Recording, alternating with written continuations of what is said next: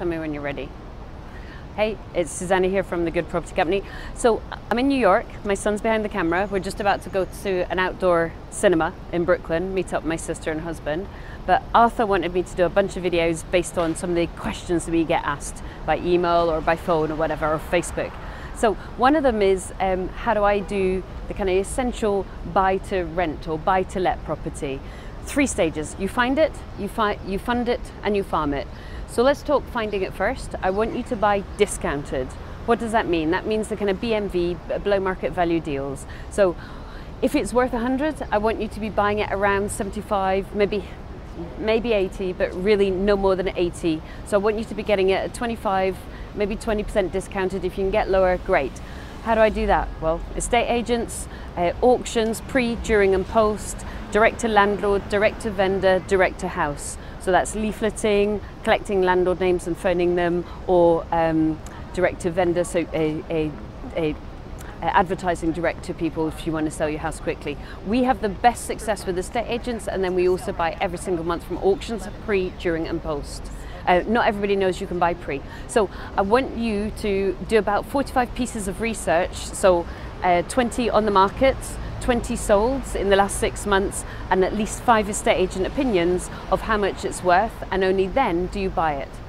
Very brief run through of finding it. We've done loads of other videos about how to find. Then how do you fund it? You are likely, if you were me, like I didn't start with a lot of money at all. You know, I had 2 little ones to look after. He's now a big one. They're filming behind the camera.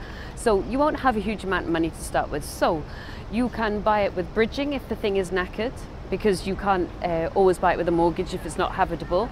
Bridging, don't be so scared of that, but number one is get a great financial advisor. I can't give you financial advice, but I just want to outline the different ways you can buy it. You can buy it with bridging, you can buy it with a kind of off-the-shelf buy-to-let mortgage, which will be 75%, usually about 75%. There are higher loan-to-values, but you've got to be careful. Do you want to have a very high loan-to-value and therefore be quite risky, or do you want to stick at 75% and below? And ideally, you want to then smash it down to 60%, then down to 50%. So you can buy it with bridging, you can buy it with normal buy-to-let mortgages, things like, you know, Birmingham Midshires, the Mortgage Works, some of those general ones. And again, your financial advisor is the best person to tell you. If you are a little bit more experienced, you can buy it with commercial lending, but usually they want you to have some experience. Or you can buy it cash, if you're lucky enough to have enough cash, well done you. Or you can buy it with private investor cash, and that's how I did. I borrowed £600,000. I bought a 1.8 million portfolio to start off with. I jumped out my day job, and then I built my business and my portfolio from there. So there's a number of different ways you can fund it. If you don't have any money, don't worry about it. I borrowed 600,000. Now, you've got to be very careful, you've got to make sure you stay within rules, and of course you've got to make sure you can pay it back, which is why it's absolutely critical you buy it discounted. Because once you've bought it, I don't want you to be sat there going, right, I just bought it. I want you to buy it, renovate it, refinance, and pull either all or most of your money back out. And that's very important, because otherwise you're going to hit a brick wall really soon. So as discounted as you can get it, with as enough refurb that costs as little as possible to get it to a much higher value, but really you're buying it discounted. You're not trying to add the value by adding extensions. Normally you're trying to find the thing discounted in the first place. And then you're going to farm it. So that is letting it out. So you can let it out as single lets, they're just ASTs, usually typically on a 6 month. You can let it out as multi-lets or shared houses. Watch out for Article 4. You'll be able to check the status of your property by checking the postcode on your local council's planning portal. Just go into their website and find out what planning restrictions. If it is Article 4, you need to apply for a license. You can let it out as service let apartments, and I've done that. If you're doing that, and it's very, very lucrative, then I want you to check your cleaning, and I want you to check your laundry, because those are the main things you're going to be managing, cleaning and laundry. And you can also let it out as commercial to, say, a commercial organisation.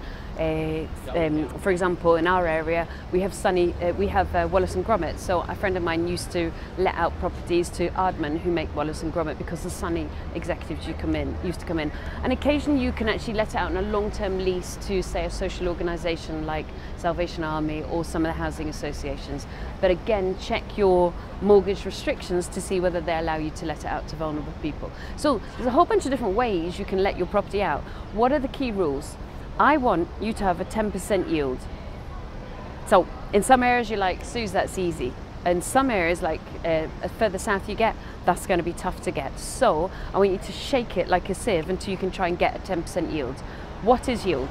I didn't know when I started. I used to have to write it on a piece of paper, there's our Metro card from New York, and stick it in my purse and repeat it to myself before I went into a property event. So different people do yield in different way. For me, yield is annual rent divided by purchase price. It's what allows you to compare apples with apples.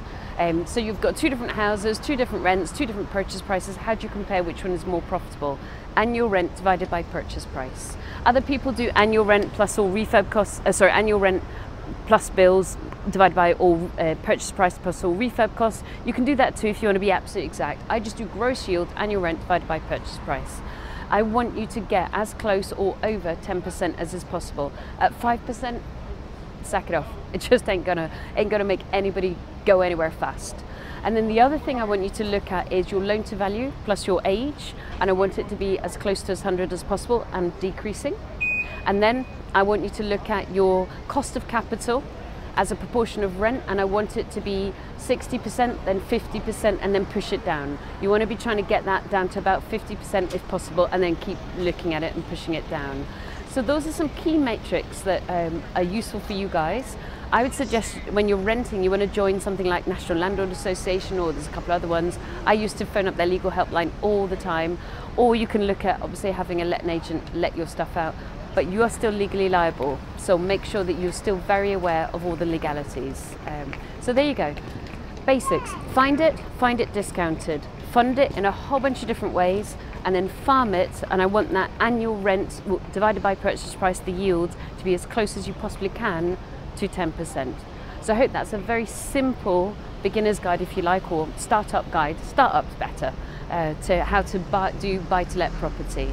We're going to go and see Susannah. See you soon. Bye.